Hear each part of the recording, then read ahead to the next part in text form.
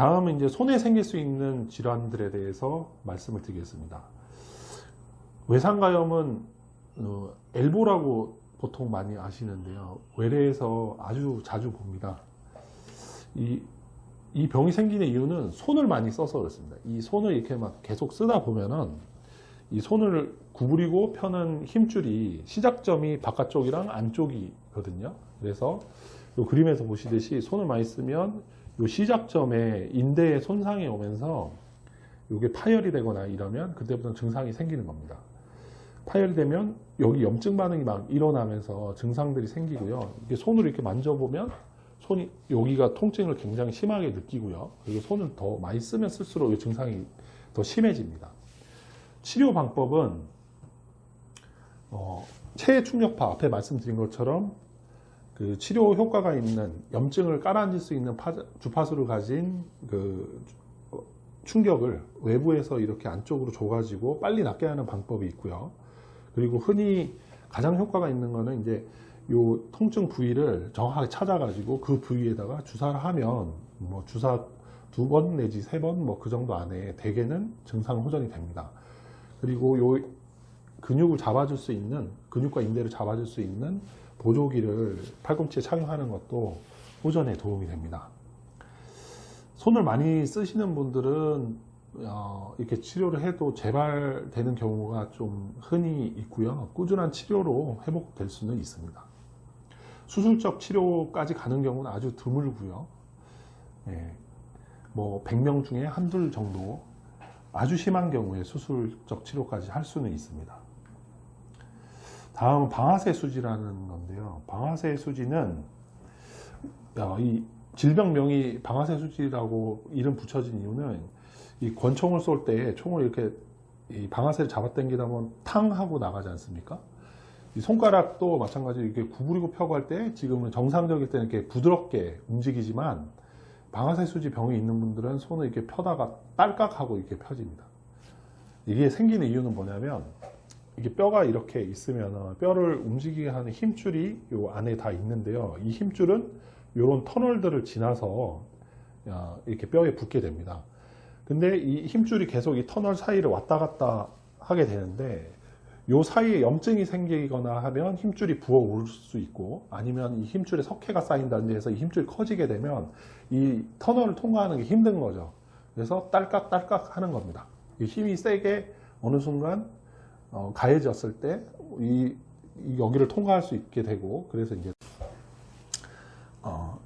그래서 이 힘줄이 이제 이동을 할 때 이게 물리적으로 이 저항을 계속 받다 보면 주변에 염증이 생기면서 통증이 생기고요. 그리고 이게 더 심해지면 이제 따갑거림 증상들이 생기게 되는데 치료는 처음에는 여기다가 염증을 깔아앉힌 주사를 놓습니다. 통증을 느끼는 부위에다가 염증 깔아앉힌 주사를 놓으면 이게 심하지 않은 경우에는 염증이 깔아앉으면서 붓기가 깔아앉고 그래서 이 움직임이 원활해질 수 있고 그렇게 치료가 될 수 있고요.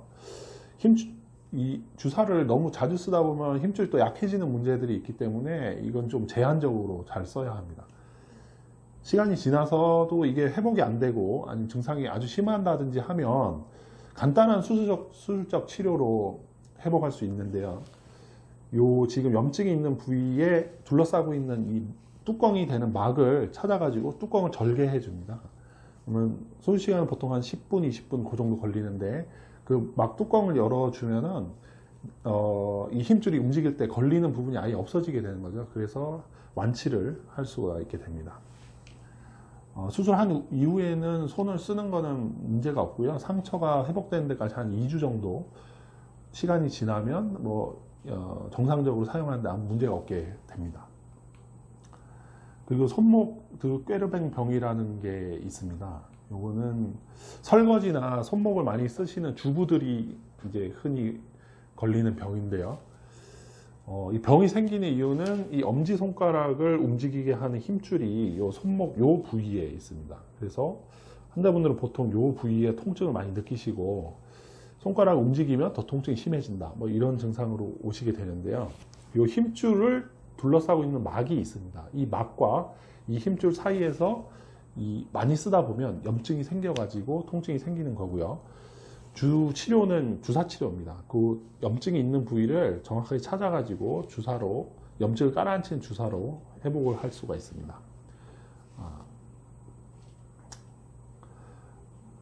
또 외래에서 이제 흔히 볼 수 있는 손이나 발에 생기는 질환으로서 결절종이라는 게 있는데요. 사진에서 보시는 것처럼 손목이나 손가락, 그리고 발등 이런 부위에 이렇게 튀어나오는 혹이 생기는 건데요.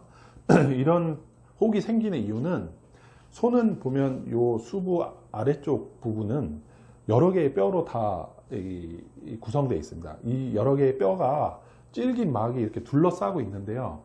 뼈나 뼈 사이에서 부드럽게 움직이게 하기 위해서는 뼈 사이에 관절에는 관절액이라는 게 흐르는데, 그 관절액이 이유가 생겨서 좀 많아진다든지, 아니면 관절을 둘러싸고 있는 막이 약한 부분이 있어서 그 관절액이 위쪽으로 밀고 올라오는 겁니다. 그래서 그림에서 보시는 것처럼 이 관절막이 이렇게 풍선 밀어 올리는 것처럼 위쪽으로 이렇게 밀어 올라오게 되면 이런 혹이 생길 수 있고요.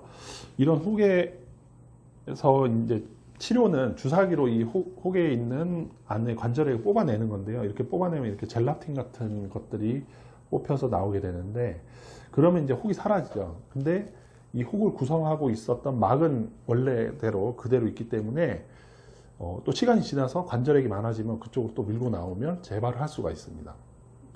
그래서 재발 확률은 좀 높은 편이고요. 이게 재발을 자꾸 했을 때는 수술적 치료까지 생각을 하는데, 수술적 치료는 이 부위를 열고 들어가서 안에 있는 관절막을 다 뜯어내는 거고, 관절맥이 시작된 부분을 찾아가지고 묶어서 더 이상 거기서 막이 형성 안 되게 하는 건데, 수술적 치료도 실패율이 있습니다.